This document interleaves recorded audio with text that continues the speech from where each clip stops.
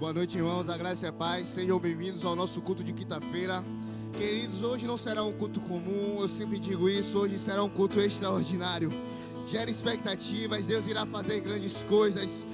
Deus é sobrenatural, queridos, Ele vive. Deus não está morto, Ele vive. Oh, Pai, nós te louvamos, Pai. Nós te engrandecemos, Senhor, Tu és grande, Tu és poderoso. Criador do céu, Criador da terra e de tudo o que neles há. Oh, Pai, nós te louvamos. Nós te louvamos, Senhor.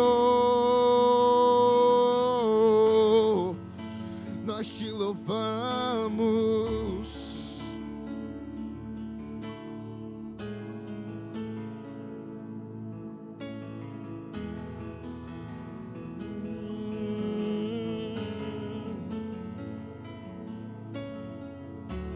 Diga assim: o universo chora.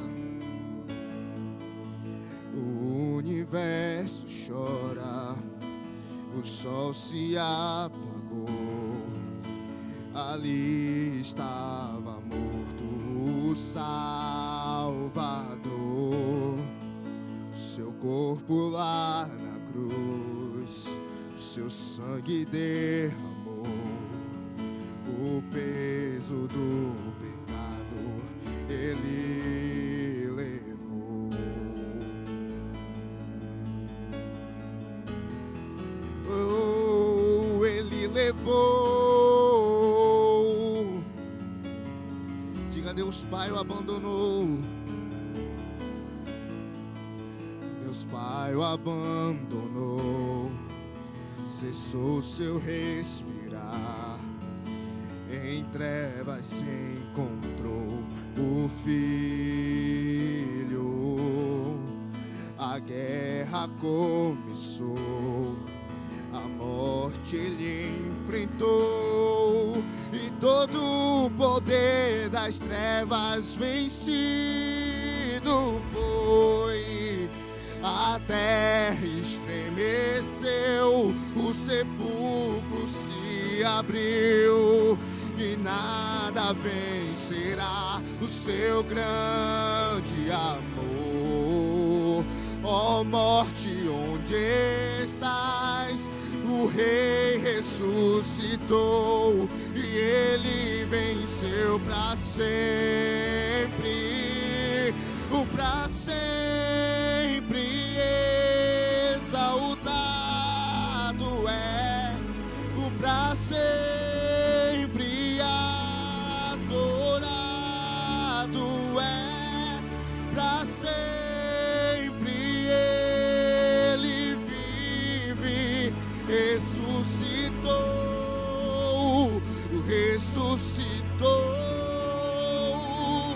Diga: a terra estremeceu. A terra estremeceu. O sepulcro se abriu. E nada vencerá o seu grande amor. Ó morte, onde estás? O meu Rei ressuscitou e Ele venceu para sempre. Levante suas mãos e diga: para sempre. O para sempre exaltado Ele é. O para sempre adorado é. Para sempre Ele vive. Ressuscitou. Ressuscitou.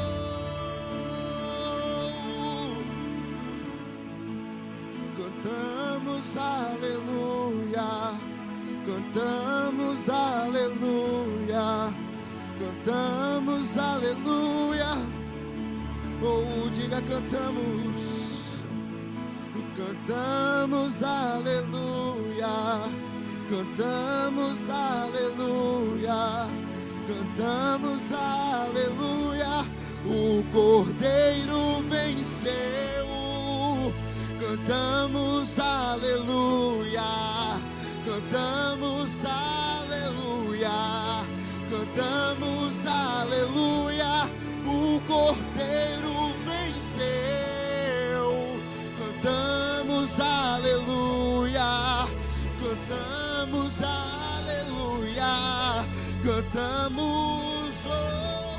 para sempre. O para sempre exaltado Ele é, para sempre adorado é. O para sempre Ele vive, ressuscitou, ressuscitou. Mais uma vez, diga para sempre. O para sempre exaltado é, para sempre adorado Ele é.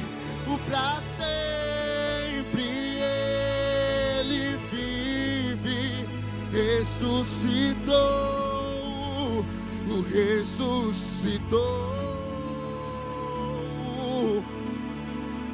Nós te adoramos, Senhor, para sempre Ele vive, para sempre Ele vive. Aleluia. Obrigado, Senhor. Obrigado, Senhor. Para sempre o Senhor está aqui. Aleluia, queridos. Aleluia, aleluia. Fique conectado, querido. Não se distraia nesse momento. Fique com a palavra em nome de Jesus. Boa noite, irmãos, graça e paz, que honra estar aqui com você nessa noite, para juntos compartilharmos mais uma porção da palavra, uma porção das escrituras. Creio que nessa noite será uma noite de ensino, onde nós vamos juntos ser edificados, e eu quero começar agradecendo ao pastor Raimundo, à irmã Vânia, pela confiança de passar, de transmitir as escrituras nessa noite, nessa Super Quinta Online. É motivo de muita gratidão mesmo no meu coração, poder estar aqui com vocês, compartilhando as escrituras, amém? E eu quero começar com você orando nesse momento, para que nós possamos mesmo iniciar esse processo de ensino e de compartilhamento, amém? Então feche seus olhos, levante suas mãos aí na sua casa. Pai, nós te damos graças em nome de Jesus por essa noite de quinta-feira. Mesmo em nossos lares, Senhor, nós cremos que o Senhor nos alcança. Obrigado porque a unção, ela não tem barreiras, a unção não tem limites. A unção, meu Pai, ela ultrapassa a tela desse dispositivo, desse computador, desse celular, dessa televisão. E nesse momento, meu Pai, a sua unção nos alcança. Eu creio, meu Pai, em nome de Jesus, na sua palavra sendo ministrada, o Senhor me capacitando para falar aquilo que está no seu coração. Muito obrigado, Senhor, por vidas transformadas, vidas impactadas, e eu creio, Pai, em nome de Jesus, que nós chegaremos em um bom lugar nessa noite, através do ensino das Escrituras, em nome de Jesus. Amém. Antes de nós irmos diretamente para a palavra, eu quero que você vá comigo, por gentileza, para o livro de Hebreus, no capítulo 2, no verso 1, nós vamos falar a respeito de dízimos e ofertas, amém? É um princípio do qual nós devemos constantemente estar ouvindo, e a palavra diz, o escritor aos Hebreus, ele fala nesse texto o seguinte: por esta razão, importa que nos apeguemos com mais firmeza às verdades ouvidas, para que delas jamais nos desviemos. Você pode estar se perguntando nesse momento: Eduardo, o que é que isso tem a ver com dízimos e ofertas? Irmãos, como de costume, todos os cultos nós temos esse momento especial em que nós separamos aquilo que nós recebemos do Senhor, porque tudo aquilo que nós recebemos vem dele, amém? E nós damos a ele de volta. Os nossos dízimos e ofertas, eles são dados ao Senhor. Amém? E é importante entender, assim como o escritor aos Hebreus, ele fala que é importante que nós escutemos e nos apeguemos com firmeza a essas verdades que já nos foram ensinadas. Para quê? Para que nós jamais nos desviemos delas. Então, quando nós estamos ouvindo em cada culto a respeito de dízimos e ofertas, é para que essa palavra, essa verdade, ela venha ficar enraizada em nossos corações e que, de fato, nós venhamos praticar aquilo que nós estamos ouvindo. Amém? Quando nós devolvemos ao Senhor 10% de toda a nossa renda e nós semeamos em uma boa terra, e essa igreja, você pode ter certeza que esse lugar é uma boa terra para ser semeado, nós estamos honrando ao Senhor e praticando a palavra e com certeza há uma colheita para cada semente lançada. Amém? Então eu quero te incentivar a fazer isso nessa noite. Você tem acesso aqui abaixo aos dados bancários, ao QR Code, ao Pix, e você pode fazer a sua oferta de amor, devolver o seu dízimo. Amém? E eu creio que você vai ser altamente edificado nessa noite. Vamos orar pelos seus dízimos e ofertas. Pai, nós te damos graças em nome de Jesus por cada dízimo e oferta liberado, Senhor, nessa terra. Nós cremos, meu Pai, em nome de Jesus, nas finanças do seu povo protegidos, nas finanças do seu povo, Pai, multiplicando a cada dia mais. Em nome de Jesus, muito obrigado por colheitas abundantes. Nós estamos debaixo dessa palavra e nós cremos, meu Pai, que este é um ano de colheita abundante. Muito obrigado, em nome de Jesus. Amém. Glória a Deus, vamos para a mensagem. Você já deve ter visto no título desse vídeo. O tema da nossa mensagem nessa noite é juízo eterno. Irmãos, é um tema que muitas pessoas podem ficar com um pouco de medo, um pouco de receio, mas eu já quero te tranquilizar desde o início dessa mensagem e te dizer que você não precisa temer aquilo que vai ser ministrado nessa noite. Até porque quando nós tratamos de assuntos a respeito da escatologia ou de doutrinas básicas como essa, nós estamos sendo encorajados pelo Senhor a viver uma vida cristã assim como Ele nos chamou para viver, conscientes de que o nosso futuro é glorioso.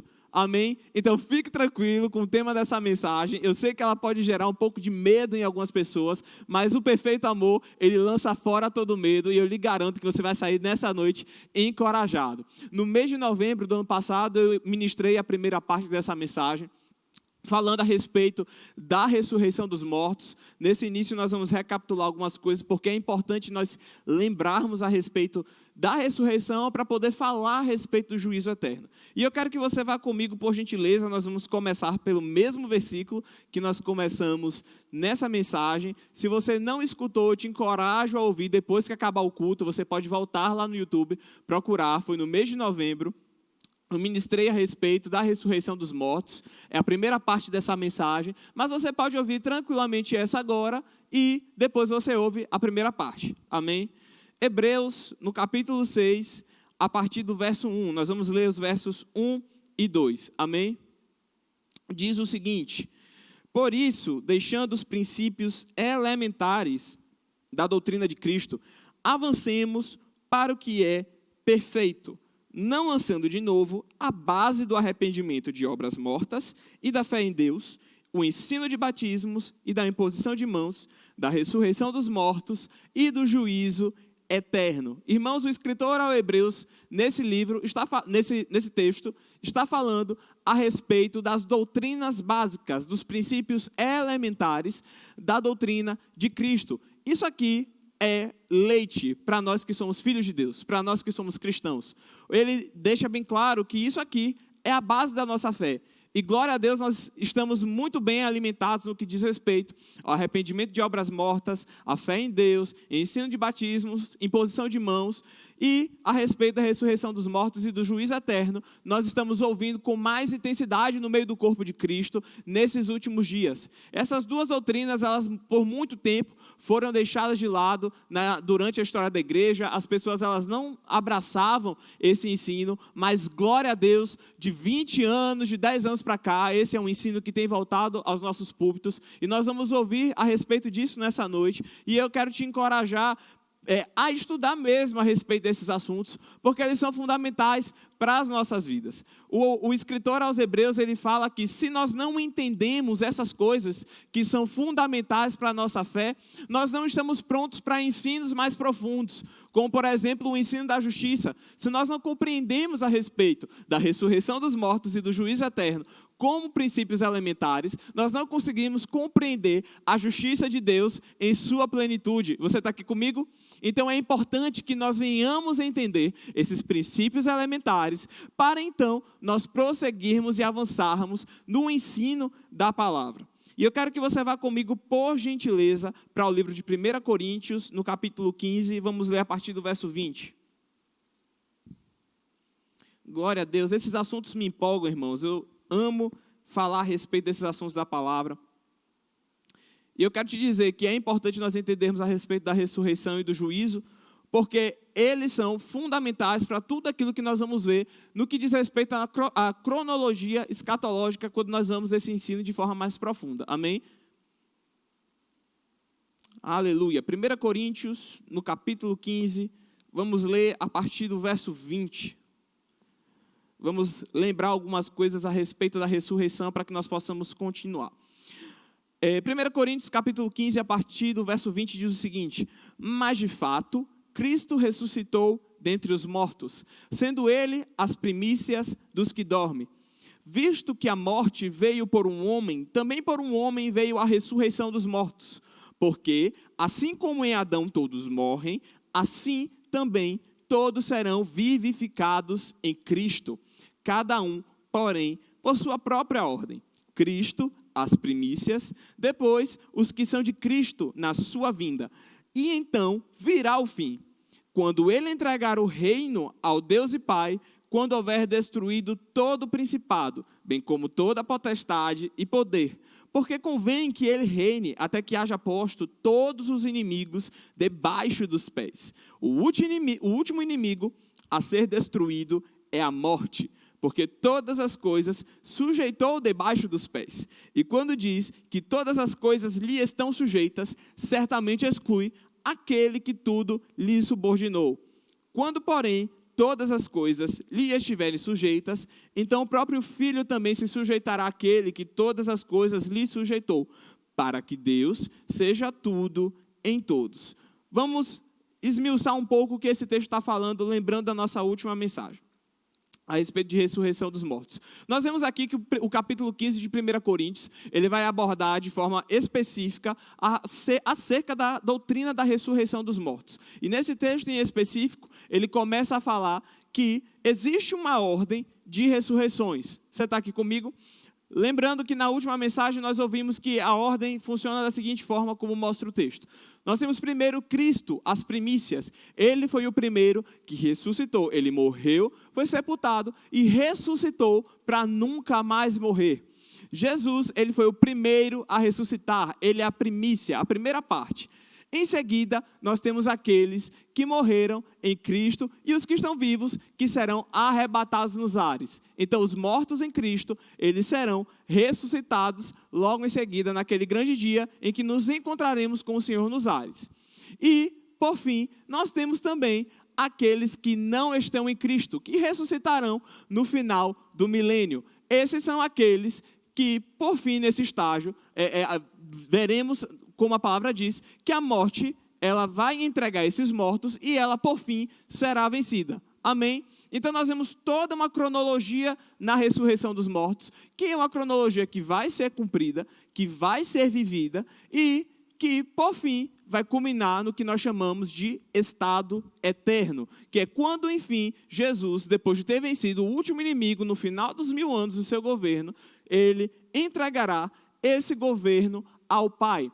E esse governo, esse estado que nós chamamos de estado eterno, ele também pode ser visto na palavra, por exemplo, no livro de Apocalipse, no capítulo 21, quando fala sobre a nova Jerusalém, descendo até a terra como santuário de Deus, onde Deus será o próprio sol, onde nós estaremos com Ele. Esse estado também é citado em 1 Coríntios, no capítulo 13, quando o apóstolo Paulo, ele fala que nós conheceremos ao Senhor da mesma forma e intensidade em que Ele nos conhece. Amém? Então nós vemos a descrição de todos esses eventos nesse capítulo de 1 Coríntios, no capítulo 15, onde fala que a ressurreição, ela é um triunfo definitivo sobre a morte. Amém?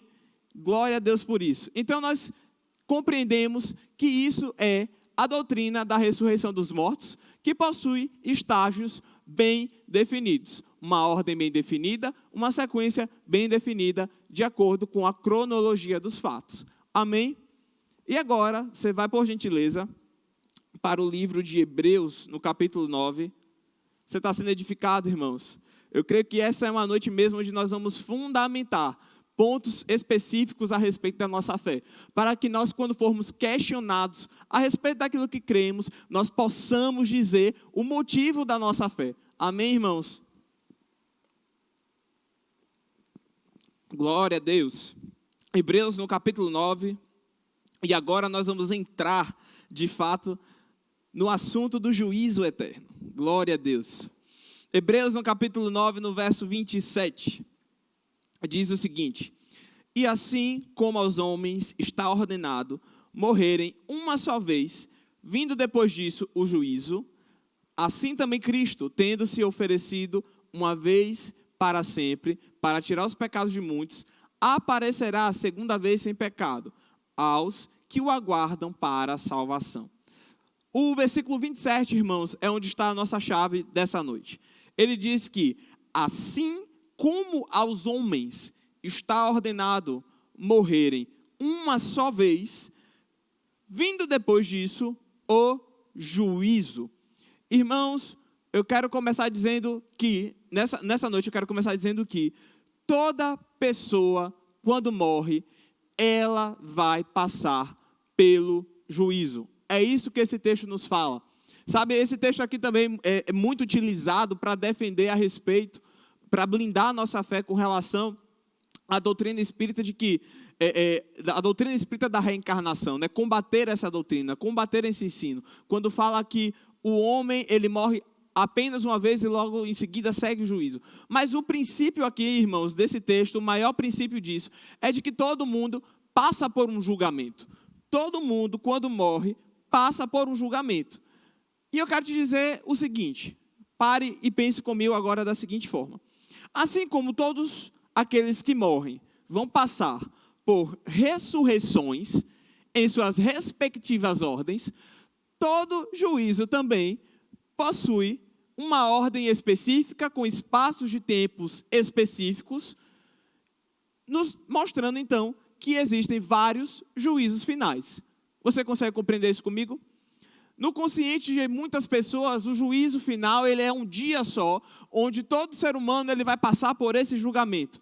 Só que quando nós vemos especificamente nas Escrituras o que elas nos falam a respeito desse assunto, nós entendemos que o juízo, ele, assim como a ressurreição, possui separações específicas para grupos específicos em momentos de tempos específicos. E as Escrituras elas nos relatam isso, irmãos, de forma bem clara e específica. Eu quero que você vá comigo, por gentileza, para nós começarmos a ver essas especificações. Nós vamos entrar nesse detalhe agora, dessas especificações, lá no livro de 2 Coríntios, no capítulo 5. Aleluia, glória a Deus. 2 Coríntios, no capítulo 5. Por muito tempo, irmãos, nós tivemos uma visão de juízo como se fosse Deus apenas pesando a mão para julgar. Sabe, eu lembro que quando eu era criança eu ouvia essas histórias, né? Eu não sei quem aí vai compartilhar comigo disso aí, vai revelar um pouco a idade, apesar de novo eu ouvi isso.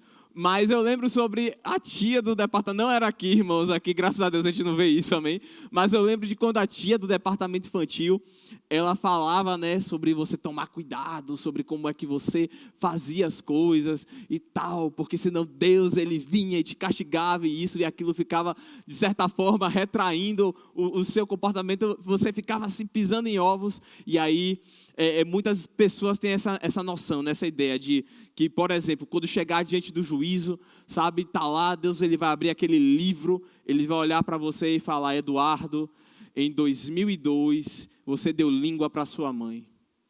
Você está sendo castigado por isso, culpado. Sabe, irmãos, quando nós estudamos juízo, nós entendemos que a coisa é um pouco mais tranquila do que isso. De fato, entender a respeito do juízo deve nos levar a caminhar em uma conduta correta, cristã. Nos inspira a vivermos debaixo disso. Mas eu quero te auxiliar nessa noite a entender os equilíbrios nesse assunto. A botar equilíbrio nisso, sabe? Não ter uma visão de um Deus terrível, como se ele estivesse só pronto para poder pesar a mão na sua cabeça, ele castigar e ele condenar. Essa é a visão que a religião passa e ela quer empurrar goela abaixo durante todos esses anos. Mas quando nós entendemos juízo, pomos um equilíbrio nisso tudo, nós entendemos que tudo aquilo que nós fazemos vai culminar em uma consequência boa ou em uma consequência ruim, dependendo para qual juízo a pessoa vá. Amém? E nós vamos ver agora que juízos são esses. Lá em 2 Coríntios, no capítulo 5, no verso 10, diz o seguinte, aqui nós vemos a referência de um desses juízos em específico. Porque importa que todos nós compareçamos perante o tribunal de Cristo. Tribunal de Cristo, grave isso. Para que cada um receba segundo o bem ou o mal que tiver feito por meio do corpo. Amém? Nós vemos aqui um tribunal específico, o tribunal de Cristo. Guarde esse tribunal. Apocalipse, no capítulo 20, a partir do verso 1, eu vou ler para nós ganharmos tempo, diz o seguinte: então vi descer do céu um anjo, tinha na mão a chave do abismo e uma grande corrente. Ele segurou o dragão, a antiga serpente, que é o diabo, Satanás, e o prendeu por 1000 anos. Nós vemos aqui que começa a falar a respeito do contexto do reino milenar. Lançou-o no abismo, fechou-o e pôs o selo sobre ele, para que não mais enganasse as nações, até que se completassem os 1000 anos. Depois disso, é necessário que ele seja solto por pouco tempo. E aí ele fala: vi também tronos, e neste sentaram-se aqueles aos quais foi dada autoridade de julgar.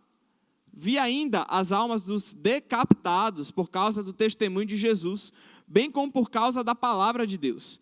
Tantos quantos não adoraram a besta, nem tampouco a sua imagem, e não receberam a marca na fronte e na mão. E viveram e reinaram com Cristo durante 1000 anos. Você percebe aqui, irmãos, que no texto de 2 Coríntios, no capítulo 5, e no texto de Apocalipse, no capítulo 20, se tratam de diferentes eventos, ordens diferentes de eventos. Porém, em ambos os eventos existem juízos, existem julgamentos. E sabe, ele deixa claro aqui, por exemplo, nesse texto de Apocalipse, que esse período de tempo aqui onde está sendo vivido é o milênio, é o governo de Cristo. Ele fala que após a tribulação, ele viu um anjo descer do céu. Nós vemos aqui no capítulo 19 de Apocalipse, que é aquela batalha em que Jesus, ele vem do céu junto conosco, a igreja, nós veremos com ele, ele virá junto conosco, vencerá o exército do anticristo, vencerá o anticristo com o sopro de sua boca, e em seguida o seu governo milenar é iniciado. E nós vemos aqui que ele fala a respeito do diabo sendo preso durante esse período de 1000 anos, vemos que esse período de tempo ele é bem definido, e nós vemos então que aparecem tronos, com pessoas sentadas, pessoas às quais foi dada a autoridade de julgar. E aí eu te pergunto, quem são essas pessoas? A quem foi dada a autoridade para julgar? Essas pessoas a quem foi dada a autoridade para julgar somos nós, a igreja. Isso me alegra tanto, irmão, saber que são eventos diferentes. Perceba, o tribunal de Cristo, ele ocorre antes desse período. Nós vemos que nós vamos voltar e nós vamos julgar nesse juízo aqui, do milênio, no início do milênio. E o tribunal de Cristo, cronologicamente, onde é que ele se encaixa?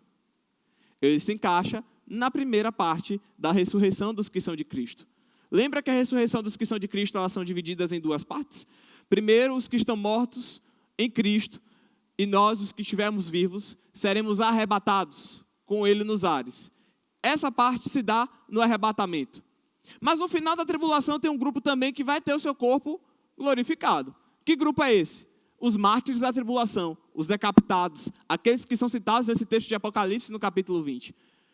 Então nós vemos aqui 2 momentos diferentes. Primeiro momento, nós temos o tribunal de Cristo, que ocorre em sequência ao arrebatamento, e nós vemos aqui um segundo grupo, que é nesse juízo onde existem tronos. Amém? Vamos continuar. Aleluia, eu me empolgo com essa palavra, irmãos. Eu me empolgo com essa palavra. Glória a Deus. Nós vemos isso se confirmando, inclusive, irmãos, a respeito de nós como igreja sermos aqueles que têm autoridade para julgar.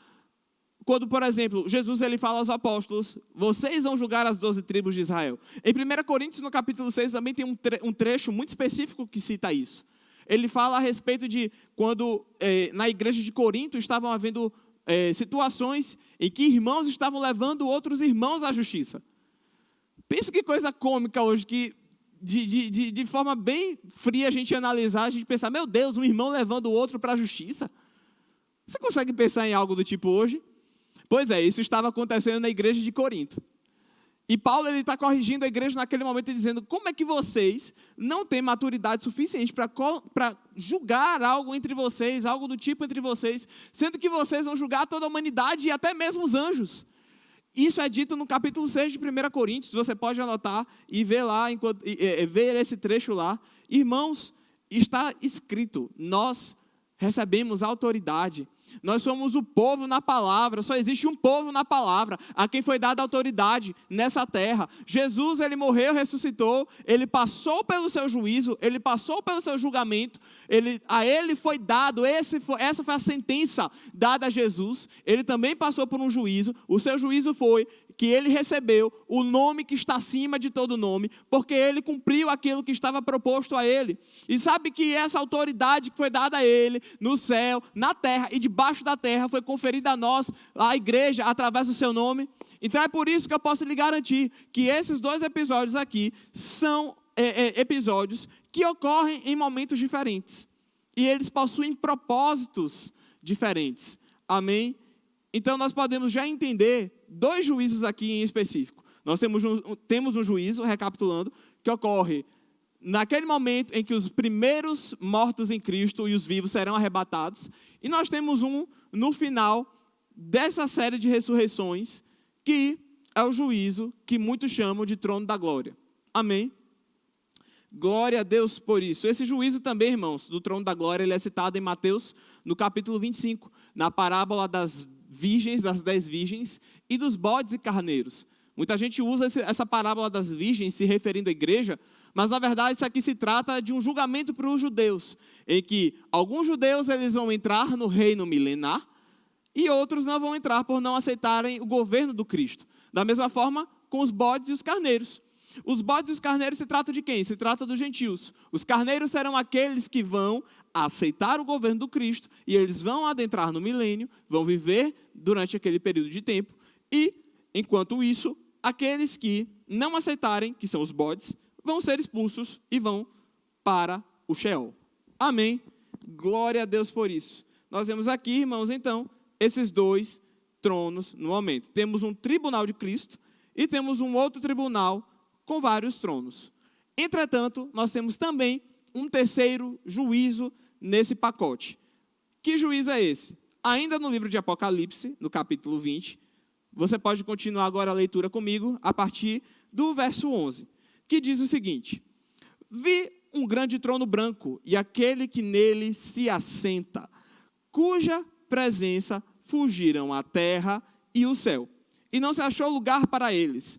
Vi também os mortos, os grandes e os pequenos, postos em pé diante do trono. Então se abriram livros.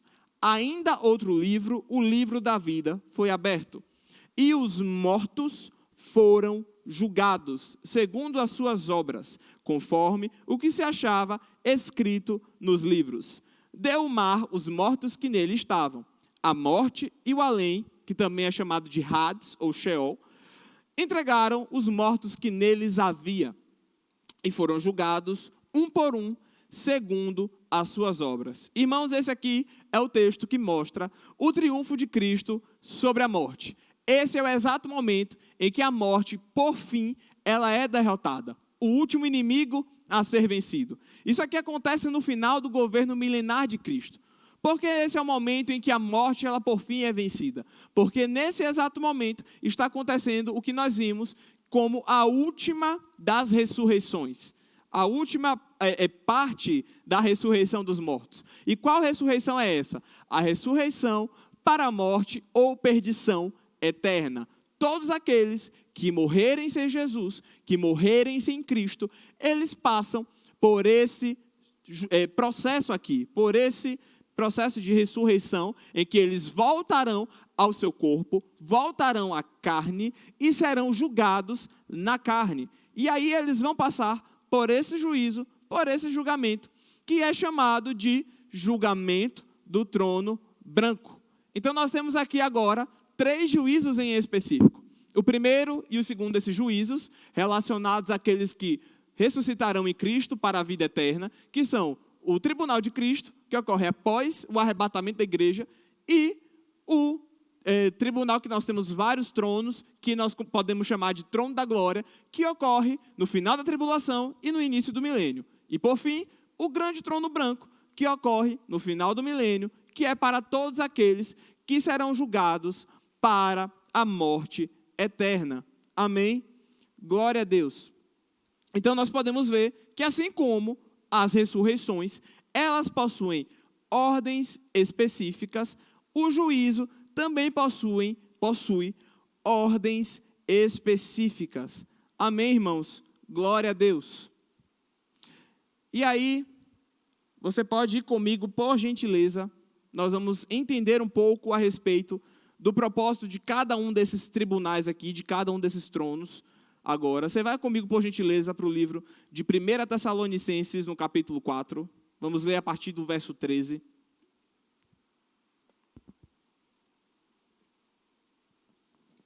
1 Tessalonicenses, no capítulo 4, a partir do verso 13. Vamos lembrar um pouco disso aqui, amém? Glória a Deus. Vamos entender esse momento de separação aqui. Entender. Algumas pessoas elas se confundem nisso, irmãos. No que diz respeito ao julgamento da igreja ser antes e não no final da tribulação. Por quê? Nós seremos julgados antes da tribulação. Para começar, vamos entender o que é o período de tribulação que vai passar por essa terra. A tribulação nada mais é do que o ápice de toda iniquidade que vai ser vista na humanidade. Nesse período de tempo, a humanidade, nós temos visto isso a cada dia que passa, a humanidade ela está crescendo em iniquidade, está crescendo em pecado, está ficando até a tampa de pecado, ao ponto em que será eleito um governante que será a própria figura do diabo, o conhecido anticristo. Esse homem que será eleito, esse homem da iniquidade, que se levantará como um governante militar, um governante político, um governante que vai ter uma influência a nível global, ele é a própria imagem do diabo, irmãos. E o propósito dele é, de fato, espalhar a iniquidade. E durante esse tempo, irmãos, vai haver o último juízo, e aqui eu não falo de juízo eterno, eu falo de juízo, julgamento, que esse é o significado da palavra juízo, julgamento, nós vamos ver isso um pouquinho mais à frente, em que Deus ele vai julgar a terra por sua iniquidade. E aí, irmãos, a tribulação é o choque final entre o santo e o profano.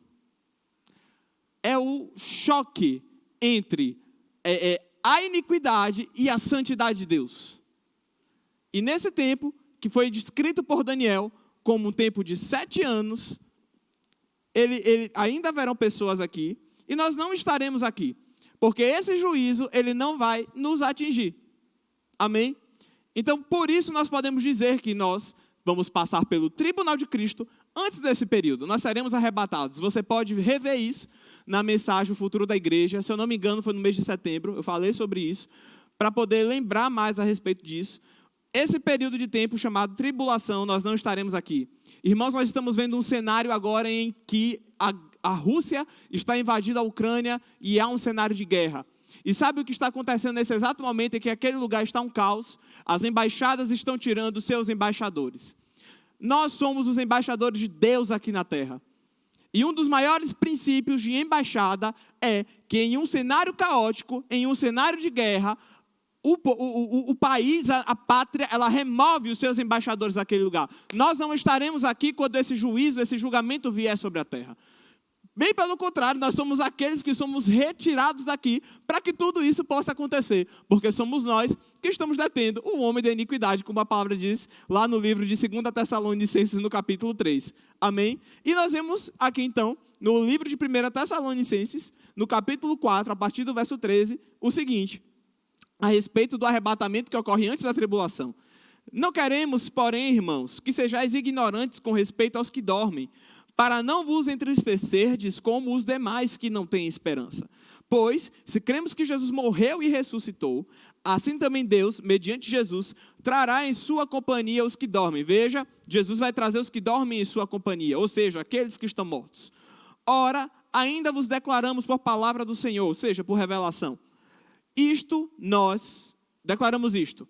Nós, os vivos, os que ficarmos até a vinda do Senhor, de modo algum precederemos os que dormem, porquanto o Senhor mesmo, dada a sua palavra de ordem, ouvida a voz do arcanjo e ressoada a trombeta de Deus, descerá dos céus, e os mortos em Cristo ressuscitarão primeiro. Depois nós, os vivos, os que ficarmos, seremos arrebatados juntamente com eles entre as nuvens, para o encontro do Senhor nos ares, e assim estaremos para sempre com o Senhor. Aleluia, irmãos. Nós vemos aqui que o nosso futuro é nos encontrarmos com o Senhor nos ares. Diferente do que acontece no final da tribulação. Eu estou deixando isso, irmãos, bem explícito, para que nós possamos ver a diferença entre cada um desses momentos. Porque senão, vamos achar que tudo é juízo e compactar num bolo só.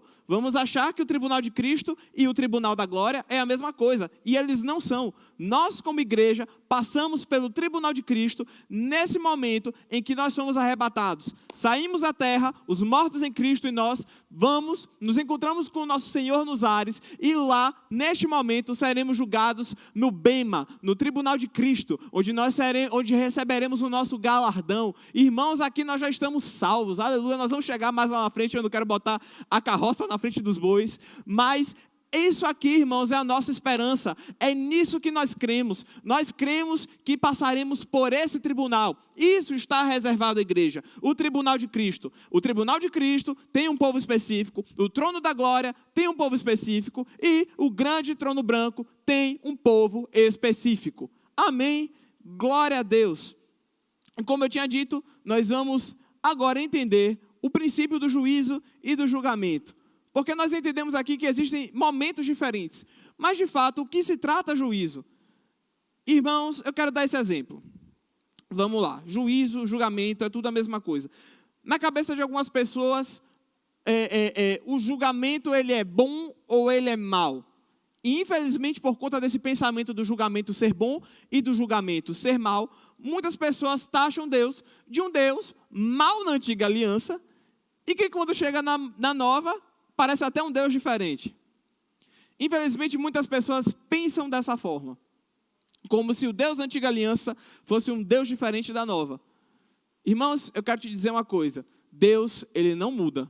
E quando nós entendemos esse princípio do juízo, nós vemos que todo julgamento emitido por Deus, ele não é um julgamento bom ou mau. Amém? Vou lhe dar um exemplo. Nós estamos numa era digital.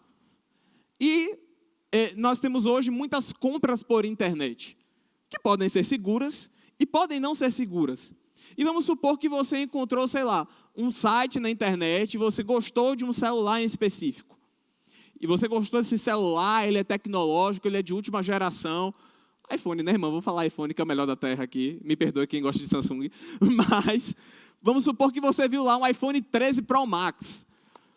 Você achou lá, disse, meu Deus, está muito bom esse preço aqui, tal, é o melhor da terra, meus irmãos, é pra gente. Você achou lá, você disse, meu Deus, eu vou comprar. E você comprou esse celular e ele deu um prazo de 1 semana para chegar na sua casa. E aí passa 3 dias, você está com a expectativa de chegar a sua compra. Passam 5, você está a expectativa crescendo, chega aos 7 dias. Seu produto não chega. E aí o anunciante fala no site, não, vou dar mais 3 dias para ele chegar. E aí você vai olhar, passa 2 dias, 1 dia antes de dar esses 3 dias, né, passou somente 2, você olha no site, o site sai do ar. Você já fica com a antena em pé. Chega no 3º dia, o seu produto chega.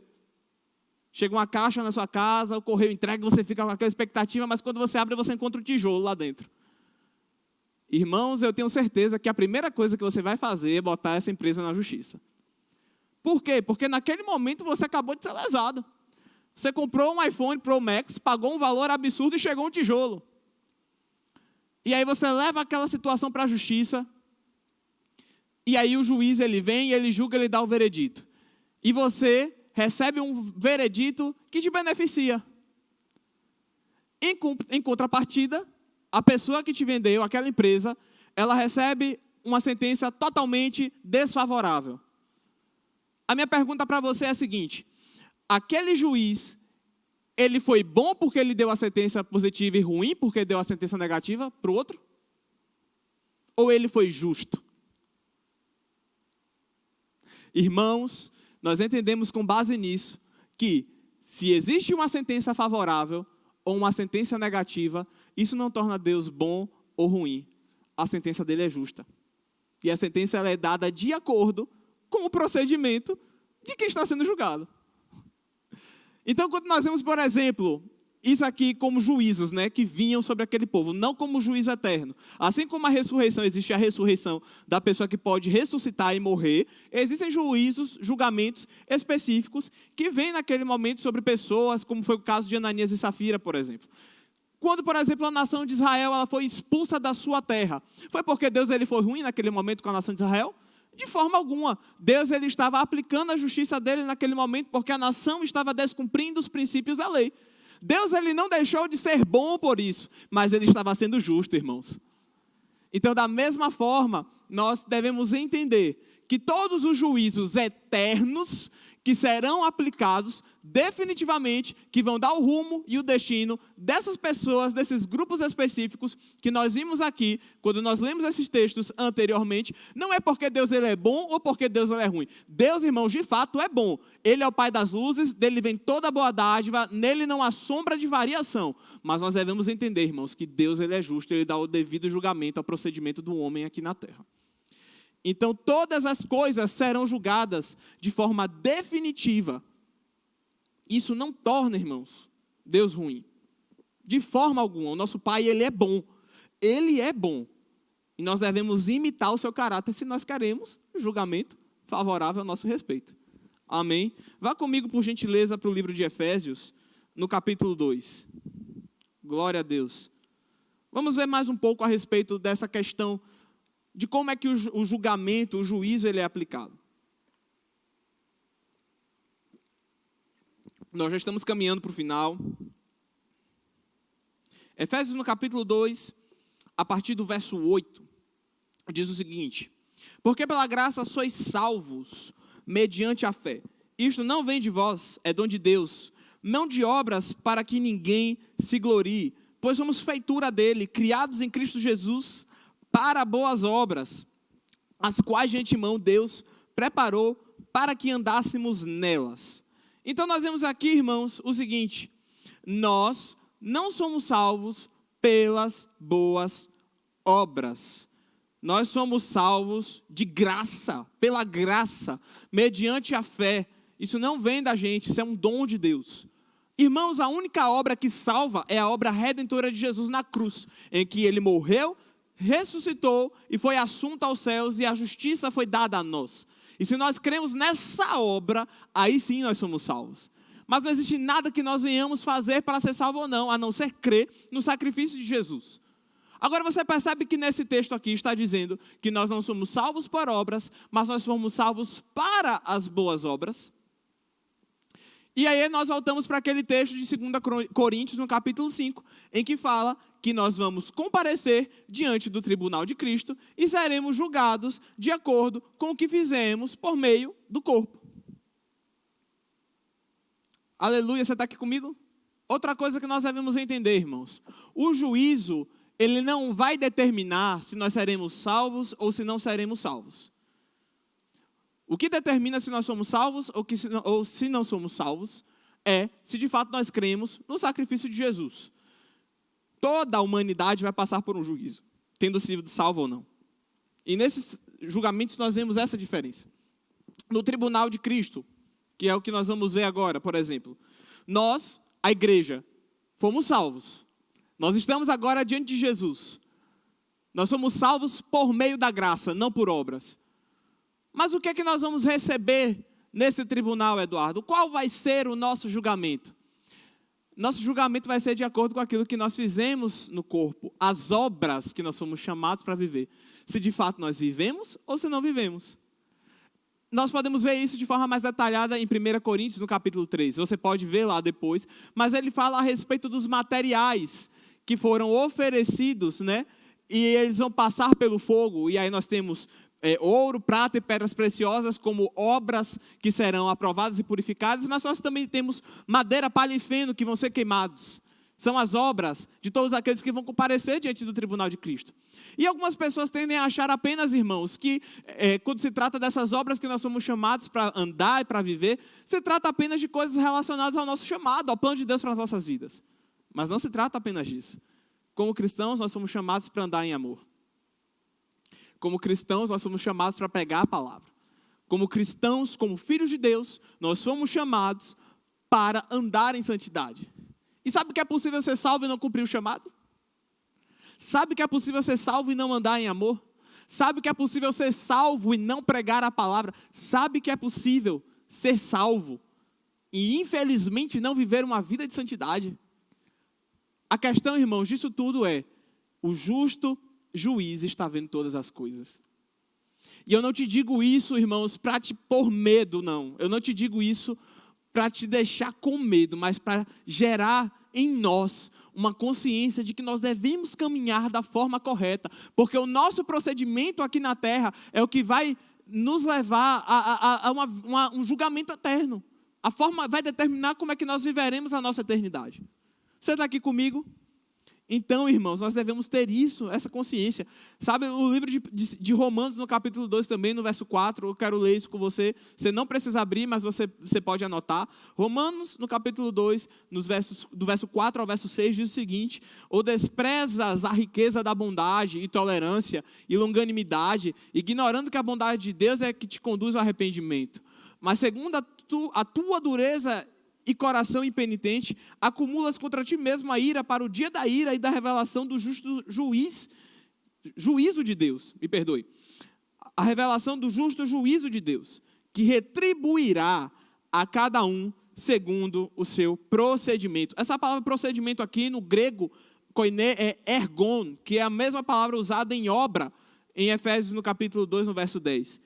Então, irmãos, nós entendemos aqui que eu sou salvo. O juiz ele não vai determinar se eu sou salvo ou não, mas ele vai determinar o meu galardão. O juiz vai determinar a minha recompensa. Se eu, enquanto cristão aqui na terra, vivi de acordo com aquilo que estava proposto para mim, no plano de Deus para a minha vida, ou no plano geral, escrito nas Escrituras, se eu de fato vivi isso que foi planejado pelo próprio Deus, eu vou ter as recompensas devidas por aquilo que eu fiz no corpo. Agora, irmãos, eu posso ser salvo e não viver nada disso, mas eu também não tenho recompensa ou galardão por aquilo que eu deveria ter feito. Da mesma forma, irmãos, é no grande trono branco. No grande trono branco, não vai ser determinado se aquelas pessoas vão ser salvas ou não. Elas, por si só, já não foram salvas. Elas estão ressuscitando naquele momento para a morte eterna. O que é que vai ser julgado e determinado no grande trono branco? O nível de condenação dessas pessoas. Ah, Eduardo, essa história de que o inferno ele possui níveis de julgamento, de condenação, é verídica? É. Eu quero te dizer que existem níveis de condenação específicos para aqueles que morrerem sem crer em Jesus. Isso é visto, por exemplo, quando Jesus ele vai falar nos evangelhos, ele começa a dar juízos para cidades específicas, ele fala que o juízo que seria dado a Cafarnaum era muito maior do que o juízo dado a Sodoma e Gomorra naquele grande dia. Por que isso? Porque eles estavam caminhando com Jesus e eles não reconheceram. Eles não tiveram eles tiveram uma oportunidade que Sodoma e Gomorra não tiveram. Ele fala que se os sinais fossem feitos em Sodoma e Gomorra, aquela cidade haveria se arrependido. E os sinais foram feitos em Cafarnaum e não houve arrependimento. Então, o juízo aplicado para aquela cidade vai ser muito maior do que será aplicado em Sodoma e Gomorra. Então, nós vemos aqui que o juízo eterno, ele vai ditar qual será a eternidade dessas pessoas. Por isso, de cada ser humano. Por isso que nós vimos isso a respeito do estado eterno no início. Nós relembramos a respeito da ressurreição. Cada juízo vai acompanhar uma ressurreição em específica. E cada juízo vai determinar a eternidade de cada pessoa. Amém, irmãos? E eu dou glória a Deus, sabe, por nós entendermos e compreendermos essa verdade, sabe? Entender isso, irmãos, nós já estamos caminhando para o final. Entender isso, irmãos, nos leva a desejar mesmo viver tudo aquilo que Deus nos chamou para viver. Entender isso nos leva a querer viver uma vida cristã efetiva aqui na terra, não de qualquer jeito, mas compreendendo que Ele é o motivo de tudo aquilo que nós fazemos.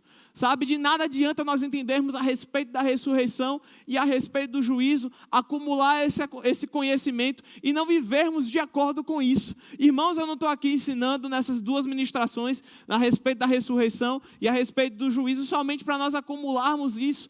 Sabe, é maravilhoso nós entendermos e compreendermos essas coisas, como nós ouvimos hoje à noite, de que existem juízos específicos, de que cada um deles alcança um povo em específico, de que o propósito é determinar como será a eternidade, de que isso não determina a salvação ou não, mas como é que será vivido, se salvo ou se perdido. Sabe que todas essas coisas que nós estamos ouvindo devem gerar em nós uma única coisa: consciência de eternidade. Se nós estamos conscientes da eternidade, nós vivemos aqui na terra da forma correta, uma vida dentro do propósito, uma vida santa, uma vida onde nós caminhamos em amor. Sabe, irmãos, é importante nós entendermos a respeito dessas doutrinas básicas, porque elas vão ditar a nossa vida como cristãos aqui na terra. Então eu quero te encorajar mesmo a ir mais profundo. Eu não trouxe o livro aqui, você pode ouvir mais a respeito desse assunto, você pode ler, tem um livro muito bom mesmo. Eu li esse livro, irmãos, em 2 dias, de tão fissurado que eu fiquei nele. É o livro Maravilhosa Esperança, do pastor Marcos Honório Júnior. Nós temos ele no Verbo Shop, eu acho que aqui em específico não tem, mas se não tiver aqui na nossa livraria, em nossa igreja, você pode achar pelo site. Mas eu quero te encorajar mesmo, irmãos, a entender essas verdades ensinadas, sabe? Ouça a outra mensagem, ouça essa mensagem de novo, para que você tenha isso impregnado em seu coração, para que você tenha isso impregnado no seu espírito. Os juízos dados, eles não são porque Deus ele é bom ou mal, mas porque Ele é justo. E o que vai determinar isso é o nosso procedimento em vida. De fato, nós fomos salvos, mas nós devemos viver uma vida que agrade ao Senhor, para que o nosso procedimento venha nos gerar um futuro glorioso. Amém? Eu quero encerrar com esse texto. Você pode fechar seus olhos na sua casa, enquanto isso eu vou ler. Mas eu quero que você ouça essas palavras. E enquanto eu ler essas palavras, eu quero que o seu coração ele seja de fato cheio, sabe, de alegria e de expectativas. Porque a nossa gloriosa esperança, irmãos, ela nunca deve sair dos nossos olhos. Nós não devemos temer o futuro. Nós não devemos temer aquilo que está disponível para nós na eternidade. Apocalipse no capítulo 22, a partir do verso 10, diz o seguinte: disse-me ainda, não seles a palavra da profecia deste livro, porque o tempo está próximo. Continue o injusto fazendo injustiça, e continue o imundo, ainda sendo imundo. O justo continue na prática da justiça, e o santo continue a santificar-se. E eis que venho sem demora, e comigo está o galardão, que tenho para retribuir a cada um segundo as suas obras. Eu sou o alfa e o ômega, o primeiro e o último, o princípio e o fim. Bem-aventurados aqueles que lavam as suas vestiduras no sangue do Cordeiro, para que lhes assista o direito à árvore da vida, e entrem na cidade pelas portas. Fora ficam os cães, os feiticeiros, os impuros, os assassinos, os idólatras e todo aquele que ama e pratica a mentira. Eu, Jesus, enviei o meu anjo para vos testificar estas coisas às igrejas. Eu sou a raiz e a geração de Davi, a brilhante estrela da manhã. O Espírito e a noiva dizem: vem. Aquele que ouve, diga: vem. Aquele que tem sede, venha. E quem quiser, receba de graça a água da vida. Eu, a todo aquele que ouve as palavras da profecia deste livro, testifico: se alguém fizer-lhes qualquer acréscimo, Deus lhes acrescentará os flagelos escritos neste livro. E se alguém tirar qualquer coisa da palavra do livro desta profecia, Deus tirará a sua parte da árvore da vida, da cidade santa e das coisas que se acham escritas neste livro. Aquele que dá testemunho destas coisas diz: certamente venho sem demora. Amém. Vem, Senhor Jesus. A graça do Senhor Jesus seja com todos. Aleluia, glória a Deus. Levante suas mãos à sua casa. Pai, nós te agradecemos em nome de Jesus, porque nós estamos conscientes a respeito da eternidade. Obrigado, porque a sua palavra nos garante que o nosso futuro é glorioso. O nosso futuro no Senhor é glorioso. Oh, por termos o Senhor em nós, por termos Cristo em nós, nós temos a esperança da glória.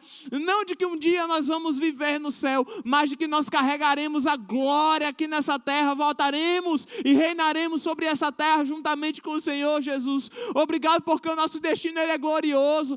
Nós somos salvos, nós somos alcançados pelo Senhor e a nossa expectativa, a nossa adoração é ao Senhor. Obrigado porque certamente por vivermos uma vida reta, certamente por vivermos o seu plano aqui na terra, nós seremos bem recompensados. O nosso galardão está pronto. Obrigado, Pai, por sabedoria para vivermos de acordo com a sua vontade nessa terra. Eu declaro em nome de Jesus uma consciência de eternidade ainda maior no meu coração, no coração dos meus irmãos que estão ouvindo essa mensagem. Pai, muito obrigado, porque a eternidade ela é real e a nossa eternidade é com o Senhor. A nossa esperança está no Senhor. A nossa bendita esperança é de que nós teremos esse corpo revestido de glória e durante toda a eternidade nós estaremos com o Senhor. Obrigado, Pai, por isso cada vez mais intenso essa chama queimando em nossos corações e nós dizemos: Maranata, ora vem, Senhor Jesus, vem, amado de nossas vidas, vem, amado de nossas almas. Oh, nós desejamos o dia da sua vinda. Muito obrigado, Pai, em nome de Jesus. Aleluia, glória a Deus, irmãos.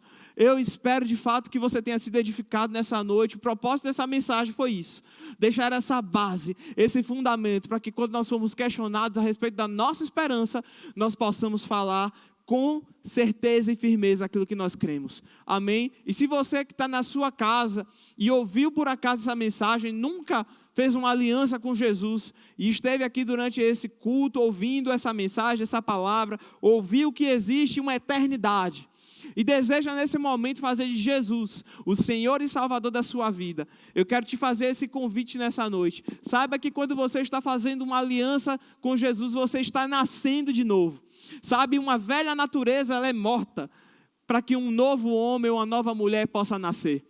E a sua realidade nesse momento, se você confessar Jesus, você será salvo e a sua vida nunca mais será a mesma. Então eu quero te dizer, repita comigo essa oração agora nesse momento, se você deseja fazer isso. Diga eu e diga o seu nome. Recebo Jesus como Senhor e Salvador da minha vida. Obrigado, Pai, por apagar os meus pecados e me dar uma vida nova. Eu te agradeço por me salvar e me fazer seu filho. Em nome de Jesus, amém. Glória a Deus. Se você fez essa oração nesse momento, coloque seu nome aqui no chat. Está aparecendo também um link, um QR Code, você pode acessar. Vai te dar acesso a um formulário. Você pode também entrar em contato no número que está aparecendo aí no chat. E, irmão, muito bem-vindo à família de Deus. Para nós é uma honra, nós queremos te conhecer, entrar em contato com você. E saiba que agora você faz parte da família de Deus. Amém? Muito obrigado para você que nos acompanhou nessa noite. Seja mais edificado na prática da palavra, em nome de Jesus. E nos vemos aqui no nosso próximo culto. Amém? Fique na graça e na paz.